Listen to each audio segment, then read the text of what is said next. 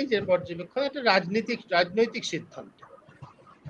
অন্য সমস্ত দেশ করতে পেরেছে, আপনি বললেন সমস্ত দেশ, বহু দেশ করতে পেরেছে, বড় বড় দেশ করতে পেরেছে, যে সমস্ত দেশ উন্নয়নের সূচকে আমাদের কাছাকাছি আছে তারা করতে পেরেছে, অতি বৃহৎ জনসংখ্যার দেশ করতে পেরেছে। আমরা আগে আলোচনা করেছি আমাদের প্ল্যাটফর্মে, আমরা করিনি। মানে সেন্সাস তো আমি আপনি বচনবাবু বসে এখানে ঠিক করতে পারবো না, সরকারকে যেটা করতে হবে, আমরা করিনি। এর মধ্যে একটা রাজনীতি নিশ্চিতভাবে আছে, সেটাকে বাদ দিয়ে আলোচনাটা করা সম্ভব নয়, কিন্তু রাজনীতির দিকটা আরো বেশি গুরুত্বপূর্ণ বলে আমি মনে করি সকলের ইন্টারেস্টের দিক থেকে। অচিনবাবু একটু এই প্রসঙ্গের মধ্যে আসতেই হবে। আপনি যে বললেন যে সেন্সাস টাউনকে মিউনিসিপ্যালিটি না ঘোষণা করার মধ্যে যে রাজনীতি থাকে, সেটা নিয়ে আপনি যদি একটু বলেন, বিশেষ করে নিউ টাউনের পার্সপেক্টিভ এটা খুব গুরুত্বপূর্ণ মানে আমার মনে হয়, কারণ এটা বহু মানুষের কাছে খুব বড় প্রশ্ন যে আমরা অন্যতম শ্রেষ্ঠ নগরাঞ্চলে থাকি আমরা দেশ পশ্চিমবঙ্গে, কিন্তু আমরা পঞ্চায়েতের অংশ। হ্যাঁ, এটার খুব আমার মানে খুব কংক্রিট যে আমার খুব এভিডেন্স আছে সেটা বলা মুশকিল, কিন্তু কিছুটা আন্দাজ আমরা করতে পারি যে অশোকদা যেটা বললেন যে এটা দু রকমের স্বার্থই আছে, দুদিক থেকেই স্বার্থ আছে, মানে করা এবং না করা। মানে এক শ্রেণীর যেটা মধ্যবিত্ত, একটু উচ্চ মধ্যবিত্ত, তারা মনে করেন যে এটা যদি স্ট্যাটিউটারি টাউন হয় তাহলে কিন্তু ওই যেটা অশোকদা বললেন যে সেখানে ফান্ড ফ্লোর একটা সুবিধে হয় এবং কতগুলো জিনিস আর কি সেটা ওই যেটাকে আমরা বলি স্ট্যাটিউটেড সেটা হয়ে যায় আর কি। তার ফলে কিন্তু উন্নয়নের কতগুলো সুবিধে হয়, সে রাস্তাঘাট থেকে আলো থেকে এগুলো সব সুবিধে হয়।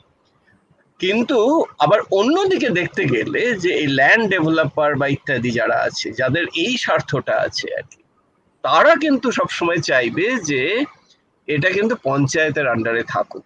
কেন না, পঞ্চায়েতের আন্ডারে কিন্তু এই রেগুলেশনের যেটা রেগুলেটরি রেজিম যেটাকে আমরা বলি, নিয়ন্ত্রণের ব্যাপারটা কিন্তু একটু ঢিলে ঢালা থাকে পঞ্চায়েতের এই ব্যাপারে, অন্তত যেটাকে আমরা রিয়েল এস্টেট বলি সেগুলোর ক্ষেত্রে পঞ্চায়েতের ব্যাপারটা একটু ঢিলে ঢালা থাকে।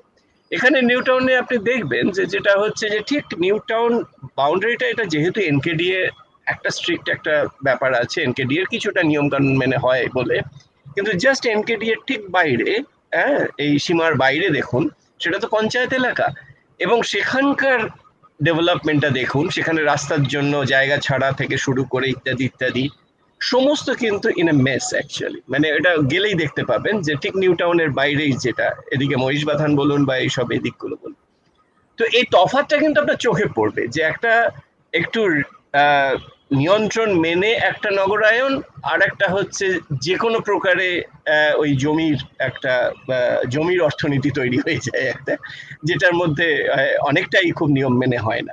এই জমির অর্থনীতির কারবারি যারা আর কি, তাদের কিন্তু একটা স্বার্থ আছে যেটা পঞ্চায়েতে থাক, এটা স্ট্যাটিউটারি টাউনের, যদিও স্ট্যাটিউটারি টাউনে এলেও কিন্তু তারা করতেই পারে আর কি, নানানভাবে করতে পারে, কিন্তু একটা তফাৎ হয়ে যায় আর কি।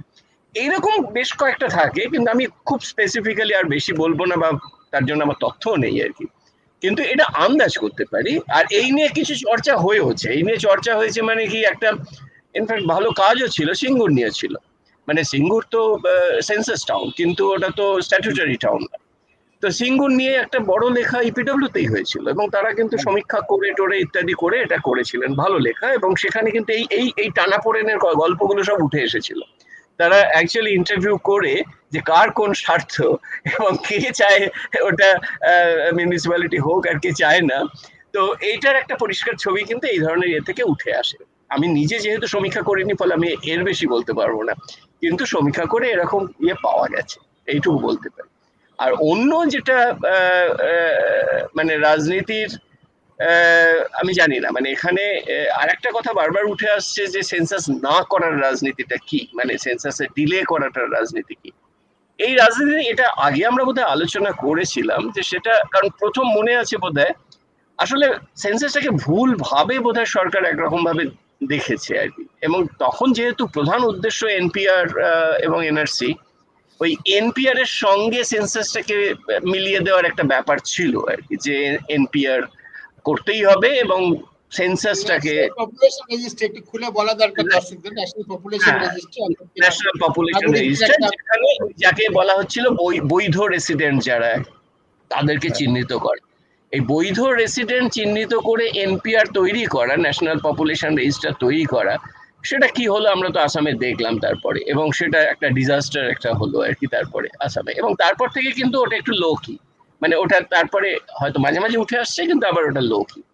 এইবারে হচ্ছে কি, আমি কি যেটা কনভেনশনাল সেন্সাস সেইটা করে কি আমি কিছুটা হলেও ওই উদ্দেশ্যটা সিদ্ধি করতে পারবো? এই প্রশ্নটা নিয়ে নিশ্চয়ই তারা অনেক নাড়াচাড়া করেছেন। সেটা হচ্ছে যে আমি যদি সেন্সাসটা করি, আমি দেখি তো একটা বিশেষ কমিউনিটির তাদের গ্রোথটা কতটা হয়েছে, হয়েছে কি হয়নি। সেখান থেকে আমি পশ্চিমবঙ্গের মতো রাজ্যগুলোতে সেখানে অনুপ্রবেশ হয়েছে কি হয়নি বলে একটু চেঁচামেচি তুলতে পারি কি পারি না। কিন্তু যারা একটু ওয়াকিবহাল তারা জানেন যে সেন্সাসটা যদি প্রকৃতভাবে হয় তাহলে কিন্তু এই অনুপ্রবেশের গল্পটাও কিন্তু খুব জোরালোভাবে রাখা মুশকিল আছে, এবং সেটা কিন্তু জাস্ট এই গত কয়েক দশকের যদি ওই বিভিন্ন কমিউনিটির যদি পপুলেশনের শেয়ারগুলো দেখা হয়, সেটা কিন্তু একটা যেটাকে বলা হয় ন্যাচারাল যে প্যাটার্ন সেটাই পাওয়া যাবে, এর থেকে বেশি কিছু পাওয়া যাবে না। অর্থাৎ এটা সম্ভবত তারা জানেন এবং রেজিস্ট্রার জেনারেলের অফিস তো তারা জানেনই যে যদি সেন্সাসটা হয় তাহলে কিন্তু একটা বিকট রকমের কিছু একটা ওরকম পাওয়া যাবে না, যে প্রচুর অনুপ্রবেশ হয়েছে এই প্রমাণটাও দেওয়া যাবে না। মানে সেখান থেকে আমি একটু একটু আপনাকে একটু থামিয়ে সামান্য পজ করে একটু একটু কথা বলি দর্শকদের জন্য।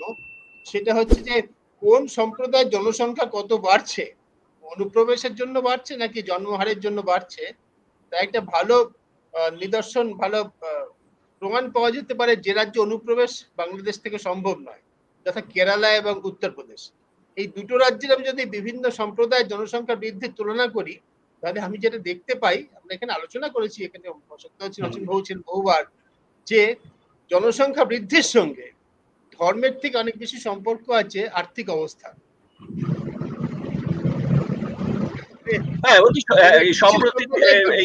জনসংখ্যা বাড়ে না, জনসংখ্যা বাড়ে, গরিব মানুষের জনসংখ্যা বাড়ে, আর্থিক সমৃদ্ধি হলে জনসংখ্যা কমে।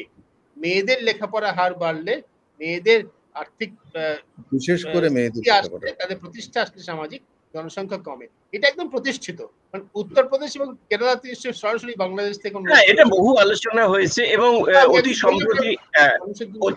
অতি সম্প্রতি দেখবেন যে ইউএনএফপিএ, যেটা ইউএনএফপিএ এই 4 দিন আগে এটা খবরেও এসছে যে ইউএনএফপিএ একটা রিপোর্ট বার করেছে, যেটা প্রতি বছর করে থাকে, এবং সেখানে তারা একটা বলছে যে ভারতবর্ষে একটা রিমার্কেবল ওই যেটাকে ফার্টিলিটি বলা, মানে আমরা বলতে পারি যে একজন মহিলার সারা জীবনে রিপ্রোডাক্টিভ ইয়ার্স এর মধ্যে কত সন্তান হতে পারে হয়, সেটা এখন 2-এর কাছাকাছি ভারতবর্ষে গড়।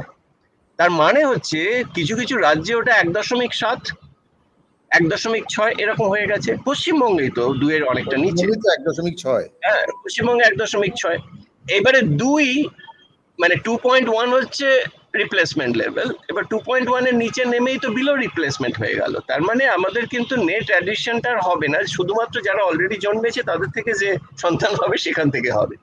অর্থাৎ এই যে একটা কমে যাওয়াটা, এইটা তো অনেকগুলো রাজ্যে হয়ে গেছে এখন।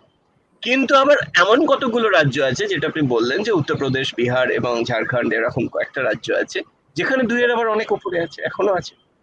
হ্যাঁ, 2.7 সম্ভবত, 2.6 এরকম সব আছে। তো ফলে এই পার্থক্যটা কেন হচ্ছে সেই দিকে নজর না দিয়ে আমি যদি শুধুমাত্র সম্প্রদায়ের বাড়া কমার উপর যদি নজর দিই, সেটা একদম ভুল। এবার সেইটার জন্য সেন্সাস ডেটা কোনো হেল্প করবে না তাদেরকে। অর্থাৎ আমার ধারণা যেটা, সেন্সাস ডেটা যখন বেরিয়ে আসবে, এটার কোনো হেল্প হবে না তাদের, যে ওইটা দেখানো যে দেখো একটা সম্প্রদায় কত বেড়ে যাচ্ছে, এটা দেখানো সম্ভব হবে না।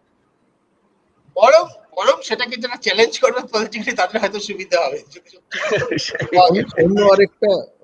অন্য আরেকটা দিক আছে যেটা সেই সময়তে হইচই হয়েছিল, পরে ওটা থেমে গেছে। সেটা হচ্ছে যে 2021-এর পরে যদি 2022-এ সেন্সাস হতো ধরা যাক, একটা তো প্রশ্ন উঠেছিল যে, এবং সেই প্রশ্নটা ওঠার যথেষ্ট কারণও ছিল, সেটা হচ্ছে সত্যি সত্যি ভারতে কোভিডে কত লোক মারা গেছে। এবারে পরে WHO এবং অন্যান্য আন্তর্জাতিক গবেষণা সংস্থা, তারা যারা হাইলি রেপুটেড, তারা মোটামুটি হিসেব করে বলেছিল, নানা ধরনের স্যাম্পল রেজিস্ট্রেশন সিস্টেম থেকে, ওই শ্মশানের তথ্য থেকে ইত্যাদি, যে 47 লক্ষ থেকে 50 লক্ষ লোক মারা গেছে। তখন ভারত সরকার কিন্তু বলেছিল এসব বাজে কথা, এগুলো সব পশ্চিমী প্রপাগান্ডা, যেটা সাধারণত বলা মানে বলা আশা করা যায় যে সেটাই বলা হবে। ধরা যাক যদি 2022-এ সেন্সাসটা হতো বা 2023-এ, তাহলে কিন্তু সত্যি মিথ্যাটা বেরিয়ে আসতো।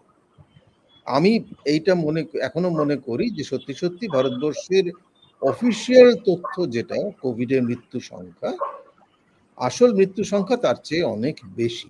তার কারণ মৃত্যুর যে তথ্য সেটা ভারতবর্ষের যেভাবে রেকর্ডেড হয় তার ব্যবস্থাটি অত্যন্ত সাবেকি এবং অত্যন্ত সীমাবদ্ধ একটা ব্যবস্থা। সেখানে গ্রামে একটি লোক মারা গেলে সে তাকে গিয়ে নদীর ধারে, যেখানে সাবেকি আমলের একটা শ্মশান বলে বস্তু আছে, সেইখানে তাকে পোড়ানো হয় হিন্দু হলে, আর নয়তো কবর দিয়ে দেওয়া হয়। তারপরে গ্রাম পঞ্চায়েত একটা মৃত্যু সার্টিফিকেট দেয়। গ্রাম পঞ্চায়েত কতটা কোথায় কপি রাখে কেউ জানে না, এবং তার সেইভাবে জিনিসটা পরিষ্কারভাবে হয় না।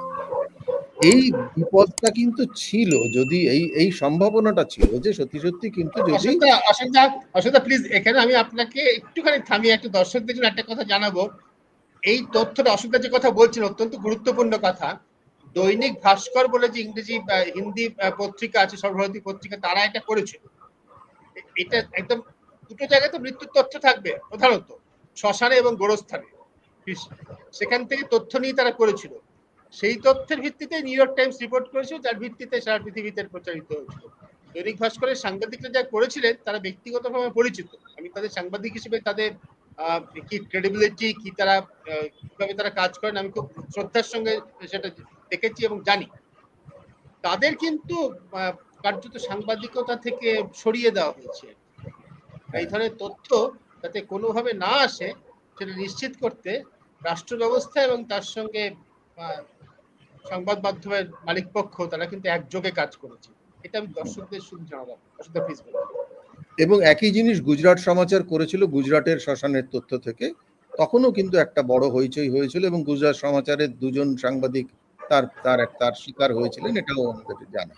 কাজে ওরকম একটা সম্ভাবনা হয়তো ছিল, তবে এটাও হয়তো বলা মুশকিল। সেটা হচ্ছে যে 2024-এ করতে কি অসুবিধা ছিল সেটা বলা যায় না। কাজে এটা আমরা তো জল্পনাই করছি যে কি করে কেন করা হয়নি। সেই কাজে ওইটুকু আমার মনে হয়েছিল বলা দরকার যে ওই সময়তে যদি করা হতো তাহলে নিশ্চিতভাবে আমার ধারণা যে সংখ্যাটা যেটা অফিসিয়াল স্ট্যাটিস্টিক্স তার অন্তত কিছু জায়গাতে, কিছু রাজ্যে, কিছু গ্রামে যে তথ্যগুলো বেরিয়েছিল সেই তথ্যগুলো কিন্তু তখন অন্যরকম হতো। এইরকম একটা কারণ ছিল না, অসম্ভব নয়, এটুকু অন্তত যেতে পারে।